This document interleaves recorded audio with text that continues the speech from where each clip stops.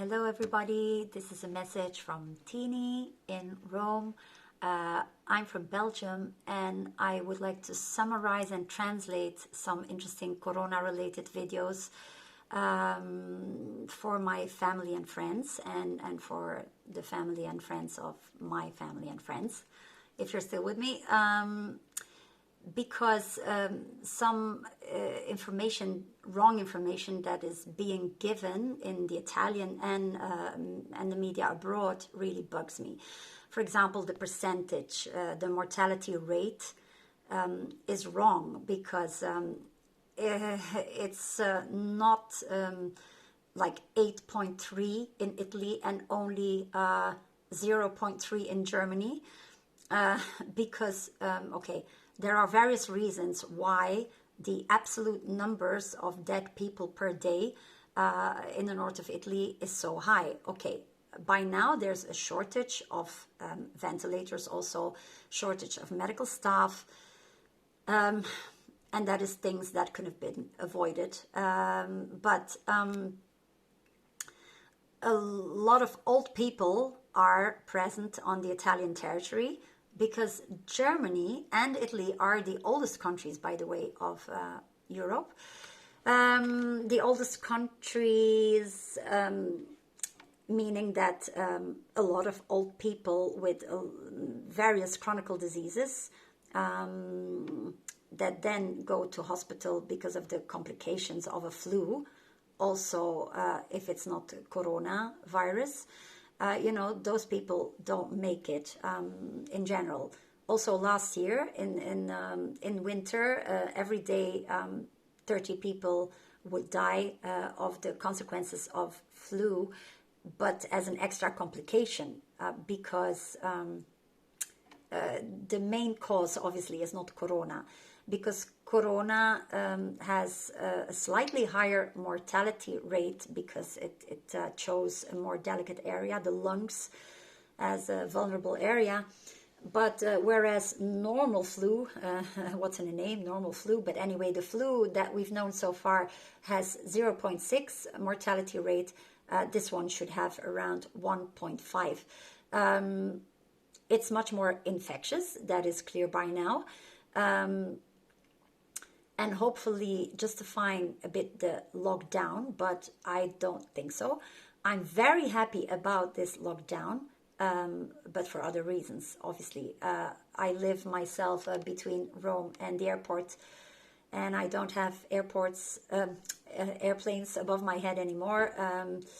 You might have seen the images of the ducks floating on the blue crystal water in Venice. The quality of the air above China and well, everywhere now will get better a lot, has gotten already better, but it won't last for long, unfortunately. And I'm not really looking forward to the period post-corona when this pollution business will start again. It's also wonderful, I think, for this introspection aspect and the creativity of people and reflection, and this is wonderful and a great opportunity. Problems are opportunities in general, and this makes us not take a lot of things for granted anymore. But going back to the problem of the mortality rate and the method, I've been wondering from the start, why don't they test everybody like they did in South Korea, where they solved the problem in a relatively short period, because they tested everybody and then, okay, they isolated the infected ones, they isolated the vulnerable group, and they treated the ill people.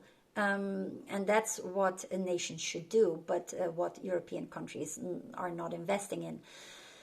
And then, wrong numbers are given, obviously. A lot of people in the north of Italy right now, in Bergamo and Brescia, the two most hit cities, are not making it to hospital anymore. They're even dying at home.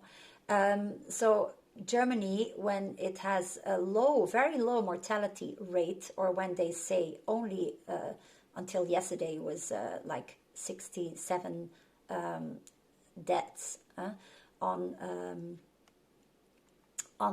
one, or what was it, like in Spain, they had like, what was it, 20,000 cases. But yeah, those numbers are all very, very relative. But anyway, they don't calculate the people who die with coronavirus, not because of coronavirus. And here, most people die because they're old and with a lot of chronic diseases. And then a supplementary problem because they don't have enough ventilators anymore. And so at a certain point, they had to start, giving priority, unfortunately. And Bergamo is a very rich place, with very productive people, very eco-friendly people, biking to their jobs, fighting pollution all year round. They have a very northern mentality, not a typically average Italian mentality. But it exploded there. I mean, it was one of the epicenters. Other epicenters in the north of Italy have already dried out. There's no COVID anymore, COVID-19. So yeah, it also bugs me that they're talking about this virus as if it was AIDS, when they say, oh, Tom Hanks has been found positive to the coronavirus, or Placido Domingo, or I don't even understand why they should mention this in the first place. I don't think this is useful information for the community. Anyway, also I see that people, even if there's optimistic news, no, they will rather believe the bad than the good. That's what people are like, apparently. I mean, people want bad news. People have a want for drama. Yeah, I think you have noticed this. Well, also in other situations. I don't know whether there's something else I wanted to say. Obviously, the good thing in Italy is that the tampone, the test, is very cheap. Whereas, and I mean, the state is still paying a lot compared to other countries. In Switzerland, it's very expensive, and to have this test, and in America, it's even $3,000. I heard. And so we all know that, and especially foreigners who live, or Americans who live in Italy, know that here it's like paradise compared to America. For the rest, I would say eat a lot of Brussels sprouts, because not only they strengthen your immunity, and that is what we have to focus on in the first place, they're also good for your brain. And you'll need your brain to distinguish corona fake news from the real data reflecting reality. And if you were wondering why I'm wearing this mask, okay, Carnival is over, and we didn't even have the chance to celebrate it because it was already we were already in that kind of lockdown here. But it's to make you wonder, would she have corona or wouldn't she? Well, who knows? I'm not living in South Korea, so I will never know. And even if I wanted to know, I can't even go. I can't know. I can't find out. But it's true, we have to do this for the vulnerable group. And this is just really a lesson of life and a lesson for life. This is all for now. I hope this helped a bit. See you soon, maybe. And because this was my first video ever, and maybe my last. I'm sending you a big bacio from Rome for now, where the situation is totally under control. If we have to believe the numbers of the registered cases.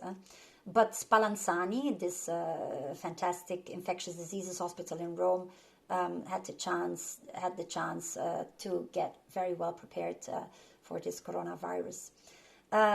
So thanks for listening, and have a wonderful evening.